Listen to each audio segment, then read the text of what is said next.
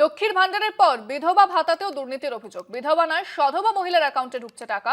2023 সাল থেকে 2026 পর্যন্ত ভাতা আত্মসাতের অভিযোগ। এ বিষয়ে আরো জানবো। ফোনে রয়েছেন প্রতিনিধি রুহুল আমিন। রুহুল, কি বলা হচ্ছে এই বিষয়ে?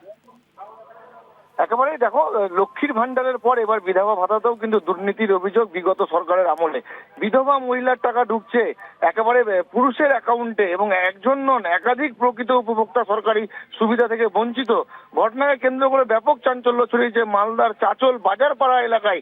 বাজারপাড়া এলাকার বাসিন্দা সরিতা আগরওয়ালার অভিযোগ, তিনি 2023 সালে তিনি এই বিধবা ভাতার জন্য অ্যাপ্লিকেশন দিয়েছিলেন চাচল গ্রাম পঞ্চায়েতে, এবং সেই মতো অবস্থায় তার অ্যাকাউন্ট নাম্বারকে বিকৃত করা হয়, এবং তার নাম রয়েছে কিন্তু অ্যাকাউন্ট নাম্বার রয়েছে অন্য একজনের।